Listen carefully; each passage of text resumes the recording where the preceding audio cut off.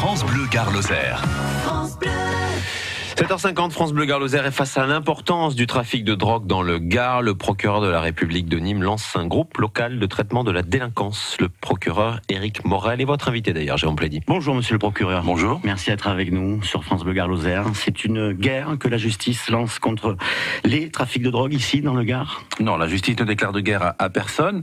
Elle s'inscrit dans une action déterminée en lien avec les services de police et de gendarmerie pour répondre à une situation qui malheureusement est chronique et historique dans le Gard et en particulier à Nîmes. Détermination, volonté d'aller plus fort et plus vite, mais pas de guerre. Un GLTD, groupe local de traitement de la délinquance, c'est un groupe dont vous annoncez la création ces derniers jours. C'est quoi au juste ?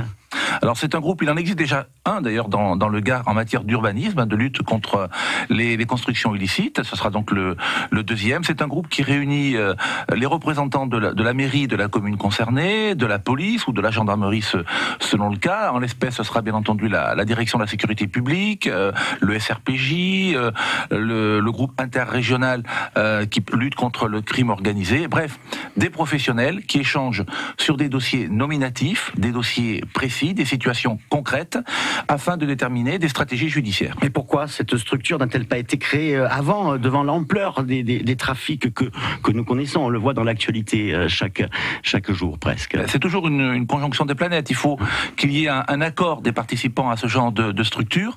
À tout seigneur, tout honneur, je dois dire que c'est le directeur de la police nationale dans le département qui m'a proposé d'envisager la création de ce groupe, qui est animé, présidé par le procureur de la République.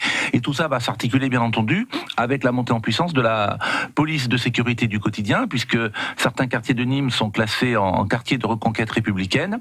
Et donc l'idée était d'enfoncer un petit peu le clou, de rentrer dans les failles des dispositifs criminels pour lutter contre toutes les formes d'économie souterraine, dont le trafic de drogue. Des réunions, du blabla, vont vous reprocher peut-être certains?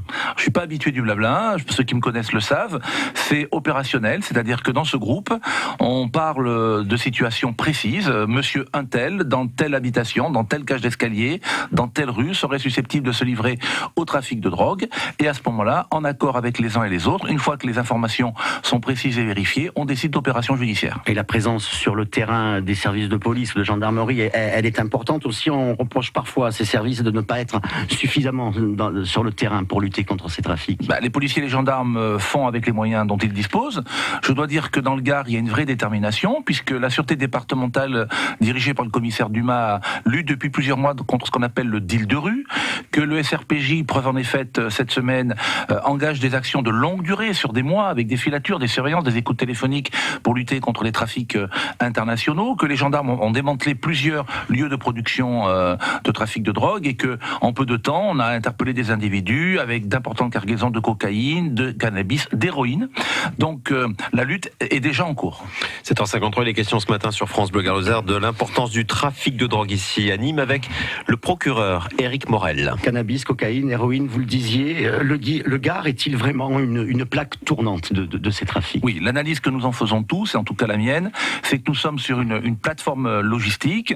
La proximité de la frontière espagnole et de pays producteurs qui ne sont en définitive qu'à quelques heures de route, les liens qui peuvent exister entre certaines personnes et les liens de production de drogue, la proximité aussi d'importantes agglomérations, comme si un petit peu Nîmes était une sorte de centrale d'achat qui redistribue aussi vers d'autres villes.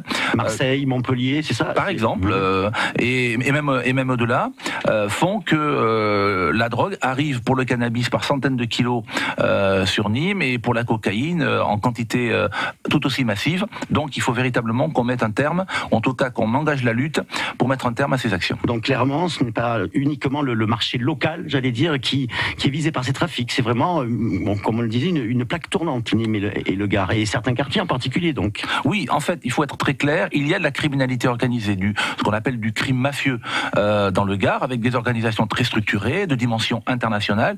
Les juges d'instruction de Nîmes travaillent sur des dossiers extrêmement importants, de dimension internationale, y compris avec d'autres pays européens. Preuve est faite de la dimension internationale de ces trafics, avec des flux financiers qui vont à l'étranger. Donc, derrière tout cela, il y a des individus qui brassent des sommes colossales, qui se constituent des patrimoines colossaux. Et donc nous allons frapper là où ça fait mal, c'est bien entendu en essayant d'interpeller ces individus, de les placer en prison, mais surtout aussi de confisquer leur patrimoine qui est parfois très conséquent. On l'a vu tout récemment encore, avec cette affaire du carreau de l'âne dont nous parlions hier sur France Bleu Gard-Lozère, 300 kilos saisis, 4 personnes arrêtées. C'est vraiment symptomatique de ce qui se passe, j'allais dire, quasiment au quotidien. Donc, c'est une affaire effectivement qui est révélatrice de la réalité du Gard et du Nîmes.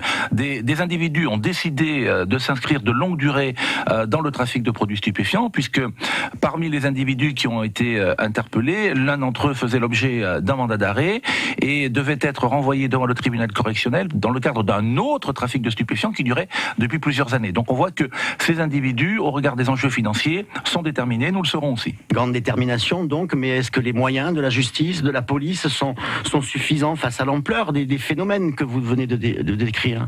Ils ne le seront jamais assez. Si je disposais de 2 ou 3 magistrats supplémentaires et de 2 juges d'instruction supplémentaires, nous serions encore plus efficaces. Si les policiers eux-mêmes disposaient de moyens supplémentaires, mais on espère qu'ils arrivent dans quelques mois, nous serions encore plus efficaces. Mais c'est pour ça qu'il faut innover, il faut être imaginatif. Et donc le GLTD, ce groupe local de traitement de la délinquance, est là pour réunir les énergies, réunir les volontés et surtout agir de manière encore plus forte, plus opérationnelle dans la lutte contre le trafic de stupéfiants. Merci, monsieur le procureur, pour toutes ces précisions. Éric Morel, donc procureur de la République à Nîmes. Bonne journée.